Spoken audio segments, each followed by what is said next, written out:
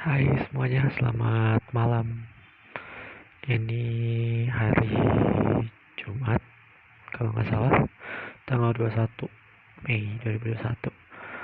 Oke, sesuai pertanyaan yang kemarin masuk ke chat saya, gimana sih pandangan orang tua kok lo bisa sampai kayak sekarang bertahan gitu?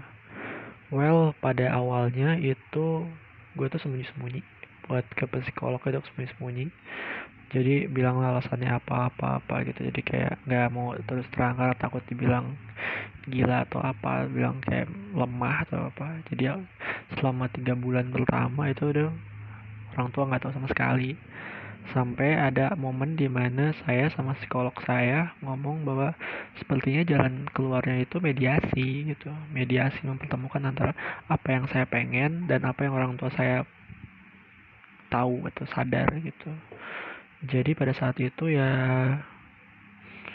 akhirnya terjadilah mediasi. Saya waktu itu saya bohong, saya bilang ke orang tua saya kalau saya ada tes kesehatan di puskesmas ini gitu. Terus akhirnya mereka nganterin saya dan ibu saya waktu itu panik karena kok saya berhentinya di ruangan psikologi gitu.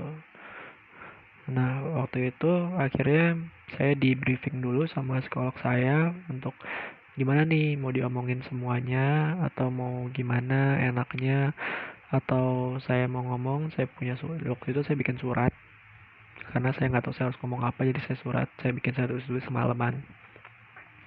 Terus saya bilang bahwa saya tuh masih ingat beberapa hal di masa lalu dan itu bikin ngeganjel pikiran saya gitu. Itu buat saya jadi ibaratnya kebawa perasaan kali ya, jadi kayak makin kesini tuh makin kayak denial. Saya udah nggak mau ngomong sama orang tua saya tidur setiap hari, tidur pagi jadi bangun tuh sore atau siang. Terus saya itu semua tuh kumpulan dari ya itu depresi yang saya alami gitu. Itu makanya jadi saya kehilangan fungsi untuk bekerja, fungsi kebersihan pribadi saya juga malas mandi segala macam, malas keluar ruangan.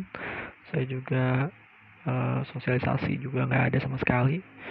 Jadi pada saat itu orang tua saya menganggap saya, oh jangan ya anak udah stres nih, udah pengen bunuh diri nih apa gimana gitu. Hamin H+1 setelah mediasi itu saya ngerasa bahwa anjir lah, harusnya gue nggak ngasih tahu mereka gitu, karena ketika mereka tahu buk gue tuh malah malu gitu, malah kayak gimana ya caranya untuk ngelakuin ini tanpa mereka udah tahu nih gue tuh stres, jadi gue harus ngapain ya gitu. Dan mereka tuh nggak ngelakuin apa-apa kecuali pelukan, karena psikolog saya waktu itu ngomong bahwa uh, kalau nggak salah ngomong ke orang tua saya bahwa coba dipeluk untuk akhir-akhir ini, peluk deh anaknya biar ngerasain, biar si anak tuh ngerasa empatinya ada gitu-gitu. Nah terus saya ngerasa kayak oke, itu pelukan yang nyaman, tapi saya ngerasa jadi weird, jadi agak aneh, kagok gitu, canggung. Terus setelah itu akhirnya saya baru ke psikiater. Itu orang tua saya udah tahu, jadi saya butuh obat segala macam. Saya bilang di otak hospital, di otak saya ada yang salah lah. Terus saya bilang juga bahwa saya ngerasa sakit kepala, terus saya ngerasa saya nangis tanpa sebab segala macam kayak gitu-gitu. Nah pada waktu itu juga sempat sempat dilarang sama orang tua karena kayak, kamu terus-terusan ke psikolog, kayak ke psikiater, emang nggak takut overdosis itu obat-obatan gitu, ntar jadi malah tahu, ntar malah jadi canggung atau ntar malah jadi jangkis, jadi candu gitu. Terus saya nggak tanggepin, saya ya udahlah. Tapi semenjak berobat, jujur setelah mengonsumsi obat saya berubah. Jadi saya lebih suka bangun pagi segala macam, mood saya lebih baik, saya bergaul sama orang-orang, saya ngomong, saya mendengarkan mereka, saya bicara gitu-gitu, itu jauh lebih baik. Terus mereka mungkin, orang tua saya mungkin menyadari bahwa perubahan itu ada karena obat-obatan juga pengaruhnya. Jadi kayak makin kesini setiap kali saya bilang saya mau ke Budiasi, saya mau berobat, ibu saya udah mulai, oh ya udah, hati-hati di jalan aja gitu, pulang jangan malam-malam, paling itu aja sih. Ya, moga membantu. Ada kalanya mereka tuh nggak sepinter yang kita tahu gitu, dan mereka tuh nyolot. Biasanya orang-orang yang tidak tahu biasanya lebih mudah marah, mudah tersinggung gitu kan. Nah, kasih tahu aja pelan-pelan.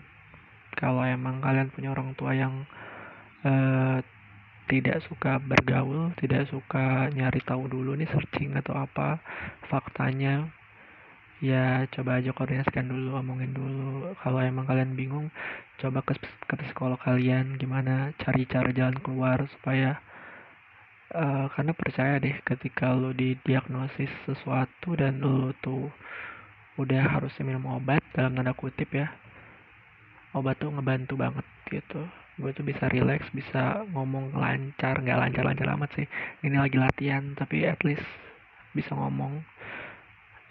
Itu karena ya baik lagi, karena emang ada pengaruhnya gitu. Terus ada sumbangsih dari obat-obatan itu bikin saya lebih kalem gitu sih. Jadi kalau buat kalian yang masih terjebak sama